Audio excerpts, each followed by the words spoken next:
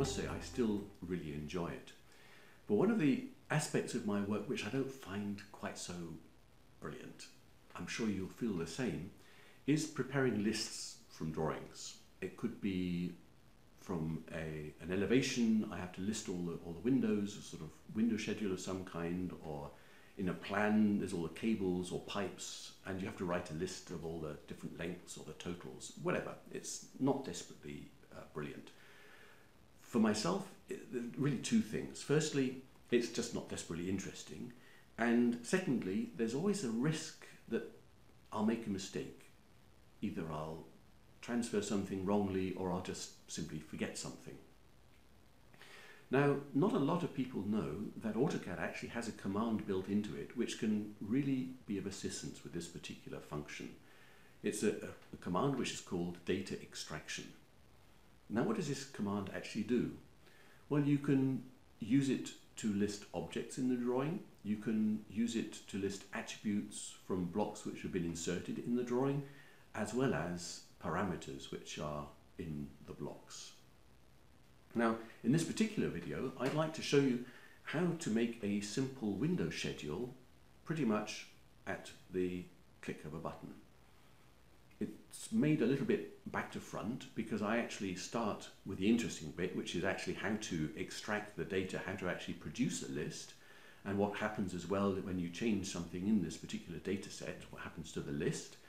And then secondly, for those of you who are not quite sure how to prepare blocks which you can use in this way, I will then make the block which is used in the demo, which has attributes and also parameters in it.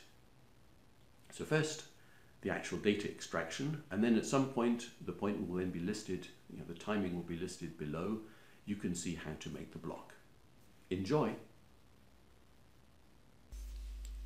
So here we have an elevation with 12 window elements, and we would like to prepare a list listing the information which we have stored in each block. I have information with regard to the window type and so on, and also the geometry, the width and the height. To actually make a list is really easy. To do it, we go to the Insert tab, here to the command Extract Data, which we then activate by clicking on it. Create a new data extraction, yes please. We'll call it Window and Door List, and save it. Include current drawing sounds a little bit odd, since that's exactly what we're wanting to do. What else would we want to do? Well, it could be that we have a number of elevations in different drawing files. Then we could add those files here and do one data extraction for all 4 files together. We could have a quick look at the settings, extract objects from XREFs, say no thank you, objects in model space or all objects, no, just in the model space. It could be, for example, that we have blocks with attributes in our drawing frame. We don't need to include those. Say OK. Next. Let's look first at the display options. Display all object types, no thank you. Display blocks with attributes only, sounds good to me. And then we just have the one block anyway. It saves us a number of clicks later. So here we can go first to the category filter. 3D visualization is not interesting for us right now. Attributes, yes please. Drawing, no thank you. General, no thank you. Geometry, no thank you. Miscellaneous, also not. But the dynamic block would be interesting for us. There we see already the height and the width appear then in this list. Next, let's look here at the bottom. Combine identical rows. Well, we won't have any because each element has its own unique number, so we don't need that. Show count column would be if we had identical objects, they would be combined, and then it would be interesting to know how many of each there were. But we don't have that, so we can deactivate that. Show name column is basically just the name of the block, and we don't need that either. Okay, so we have everything that we need here. It's just not really in the right order.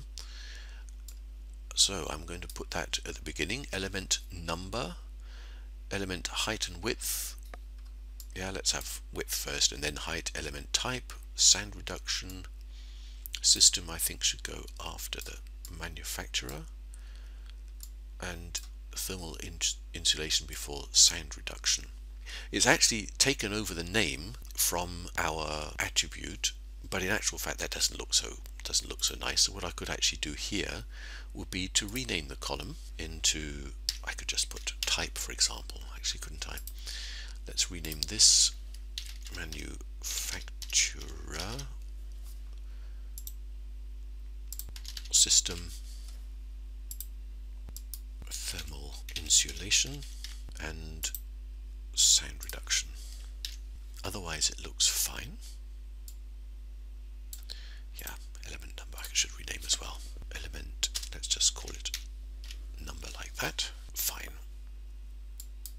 And next I can import it into a table in the drawing. I can import it to an external file like a spreadsheet, either or both. Let's just do it here in the drawing. Next, let's call it door and window list. Use property names as individual. Yep, that's all fine. Next, finish. Let's put this here. As I said before, this is actually set up to be shown in a scale of 1 to 20. So my text and my dimensioning. So we actually need to multiply this as well by a factor of 20 in the size. Scale, I think it's called technically. Why is it red? It's because it's probably on a red layer. Yeah, let's just put it on layer 0. You might ask the question, why do we have 4 decimal points here? Well, basically that comes from the property here, drawing utilities units. I can reduce that to 0.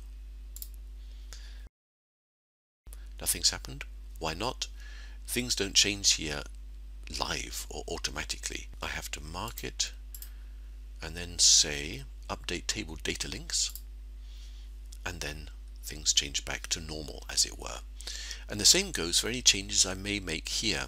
For example, this particular window for some reason has to have a different value as far as our sound reduction is concerned. That's where the baby sleeps. Let's say we need 54 decibel sound reduction. Now I don't actually know if I can get that kind of a reduction with this particular system. So here I'm just going to take that out. I'll look at it later. Say OK. For some strange reason as well, we want a size change here. Let's just change this one window by 200 millimeters. I can't change the window size by stretching it, just the window hole in the background. So here nothing will change, not automatically at least, until I mark it, right click, and then say update table data links. And here I have the change in the sound reduction. Here I no longer have the system written in there, and this one is the one which changed in the width. That's element number 11. Here we have element width 2120, and the others here are actually 2320. So that shows how easy it is actually to extract data from a drawing. That is of course dependent on the blocks being prepared in the right way. Now how did I do that? We'll now see, a little bit back to front, but we'll now see what is actually entailed in setting up a block so that I can automatically or half automatically prepare lists like this. So let's start to prepare our elevation view ready for the demo. And the first thing I actually want to do is to make a block out of this particular window element. I need to prepare it for the data list by adding attributes and also dynamic features with which we can then change the width and also the height of each element if we want to. But before I do anything, I just want to freeze a few layers. If I go to my layer properties manager, I don't actually want to see the construction lines. I don't want to see the elevation layers, and the rest can stay as it is. My current layer is 0. That's exactly as I would like it. Without any more ado, B for create block, I'm going to call it element 01. Pick point bottom left, select objects. I think I'll just take everything. Everything else can stay as it is. Convert to block is fine. Open in block editor is perfect. We're in millimeters here. Everything's just wonderful. So the first thing I'm going to do is to add some attributes. What would be sensible things I could put in? Well, I could actually include the complete information for a window schedule if I so desire. I think though element number would be good. We'll also have element type, the manufacturer's system, sound reduction index, thermal insulation value, just as to have a few things there. So I'll go to home, put my layer onto attribute text, and I think I'm going to start by putting some normal text in. Single line is good. 50 is a good height. This is all prepared for a scale of 1 to 20. Rotation angle 0. I'm going to put here element number. Bit of copy click just to make it easy. Let's move that down. I can just do it optically. It doesn't have to be particularly well placed. Now I need my attribute. Hereby insert, define attributes, justification. No, let's say bottom left, because then we can line it up with the text which is there. We'll call it element number. The prompt will also be element number, and I'll just put in 00 just so we know that there should always be two numbers there. Text height is fine. Text style, let's just take standard. Everything can otherwise stay as it is. Where do we want to insert it? Let's put it in here. It doesn't quite look right.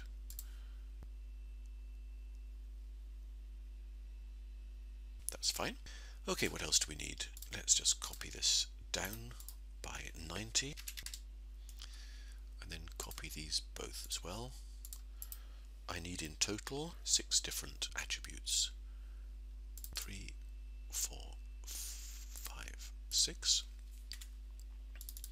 The first one will be element, or the second one rather, will be element type, and then we'll have manufacturer, and then system, thermal insulation,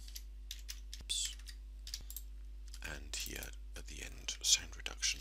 Let's have these with the same font as those. I can use my match properties command for that.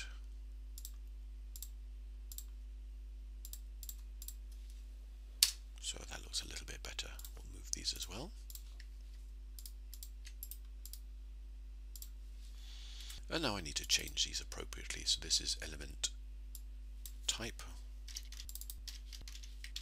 We'll call it TT for tilt and turn, which is on the left, and then FI for fix, which is on the right, 0, 1, just for fun. Element number is now manufacturer. Copy, paste, and we'll say most of our windows are going to be Shuko.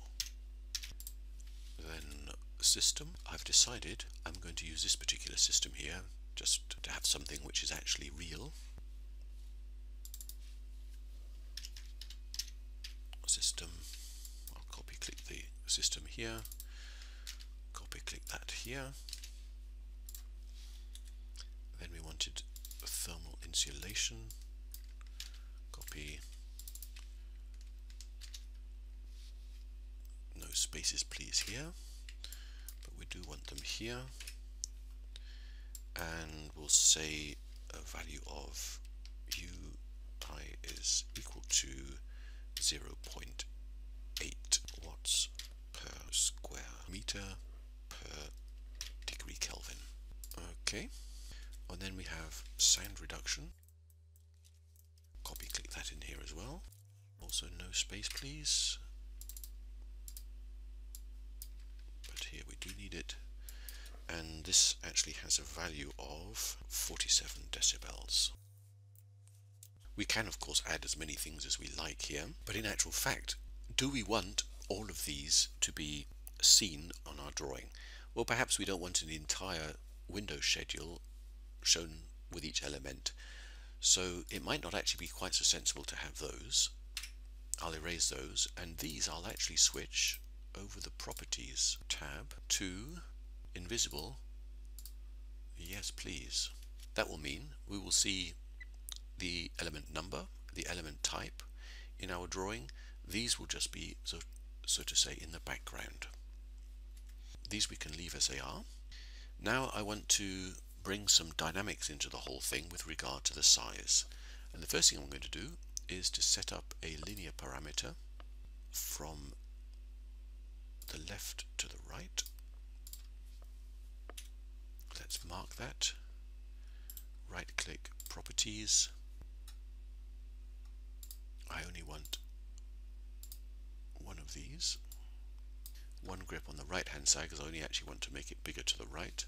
We'll call this as well the element width. Good. Now we need an action to be connected to that, and we need to stretch it. This one on the right hand side. Let's just take this area and these objects, but not that one, that one, that one, or those. Fine. Let's add some properties to our element width.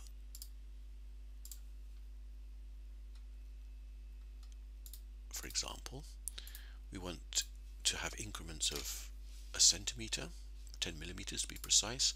Let's add a minimum width of 1350 and a maximum width of 6 meters, just to make it slightly more realistic. We also want a movement action because in fact this symbol here should go to the left and right according to how this moves or how it's stretched. So we'll take that, connected with that, at that point these objects. But we need our properties panel again because we need a distance multiplier here of 0.5 so that it stays in the middle. And let's do the same thing for our height. Let's set up another parameter, a linear one from there to there. Let's go over the properties panel again, and we'll call that element height, and we'll set it up also with just one grip at the top. And let's just say we have two heights, one 2300 as it is now, and one, let's say, 2600. Okay, so our element is nearly finished. So now I need an action associated with my parameter here.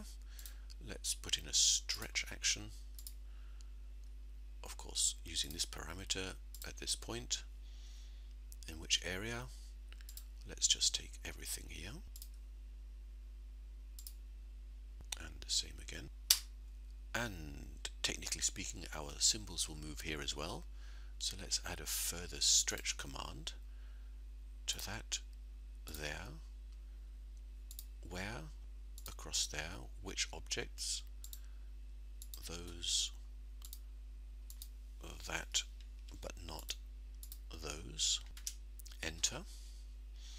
That, of course, just the same as the movement of this to the right, the movement of these, or the stretching of these upwards, should also be with a multiplication factor. So let's call out our properties again and mark this stretch action here and add a distance multiplier of 0.5. And close block editor. Yes, we want to change. Mark the change in the width seems to work, and the change in the height seems to work nicely as well.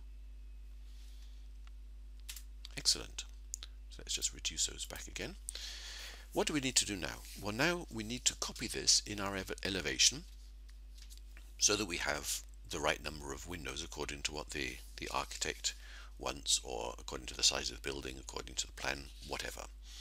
We just want to generate enough blocks here so that it makes sense when we extract all this information as lists using our data extraction command. So what I'm going to do is restore all my layers and use the array command to copy all of these. I won't have it associative, and let's change the width between the rows to 3.5 meters. That looks a little bit more sensible. Close array, and now I have lots of separate blocks.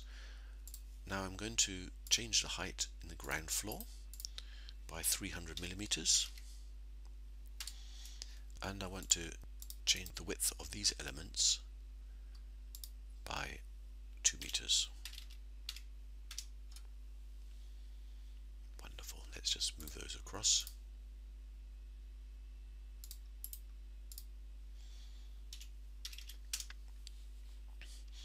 And stretch our elements here as well.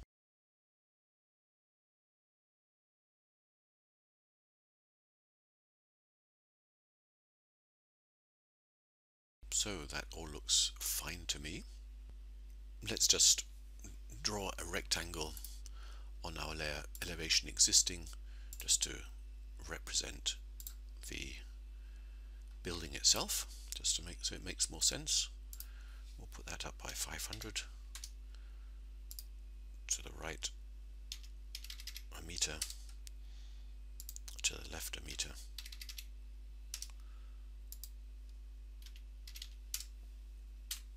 So now we have the right number of elements in our elevation. There's one I forgot to change in the height. Now we need to actually make adjustments with regard to the attributes, and that we have to do individually. Why can't I do that? Because in actual fact I forgot here to synchronize my blocks. That goes very quickly, and then I can actually change my attributes. Let's start at the bottom. That is in actual fact element number 1. The rest of the information can stay as it is to start with. We'll see how it is later with changing. That's number 2, and so on.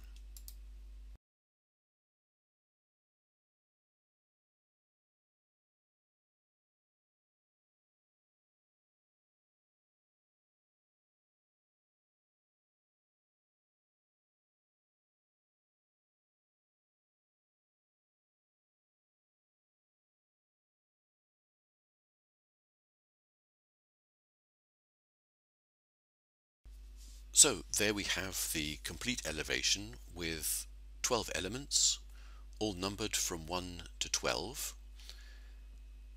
where all of the other properties are actually the same. Well, that was it for just now. But if you have any questions or comments, feel free to contact me. Or if you would like an AutoCAD course, then feel even freer to contact me. The information which is necessary for that will be appearing right now, just there, as well as being in the notes of the video. Feel free also to subscribe for my YouTube channel, and then you won't miss any further videos, and I look forward to seeing you later. Bye.